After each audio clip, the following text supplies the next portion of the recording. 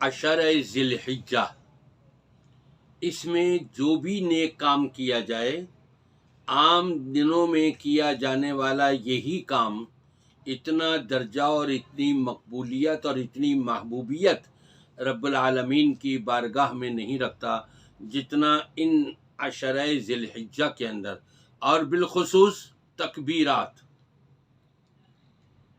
بچے کی آپ تکبیرات سن بھی لیجئے۔ السلام علیکم ورحمۃ اللہ وبرکاتہ۔ عشر ذی الحجہ آپ کی نماز تکبیرات اللہ اکبر اللہ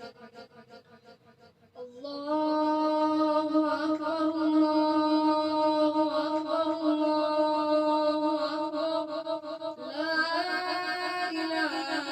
لا الہ الا اللہ اللہ اکبر اللہ اکبر وللہ الحمد۔ تکبیرات آپ کثرت سے پڑھیں، چاند ہونے کے بعد سے لے کر کے آپ پورے 10 دن اپنا تکبیرات پڑھتے رہیے۔ اللہ اکبر اللہ اکبر اللہ اکبر، لا الہ الا اللہ واللہ اکبر وللہ الحمد، اللہ اکبر کبیرا والحمد للہ کثیرا وسبحان اللہ بکرۃ واصیلا، لا الہ الا اللہ اللہ اکبر وللہ الحمد۔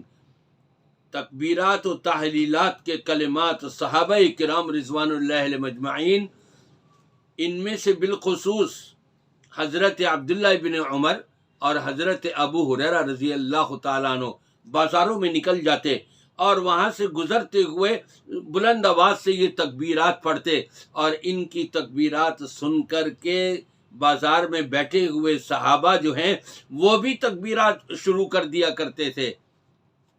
ہمیں بھی چاہیے اپنے گھروں میں ہوں، اپنے آفسوں میں ہوں، بازاروں میں ہوں، کہیں اور جا رہے ہوں، اور ان دنوں کے اندر کثرت سے ہم یہ تکبیرات پڑھتے جائیں۔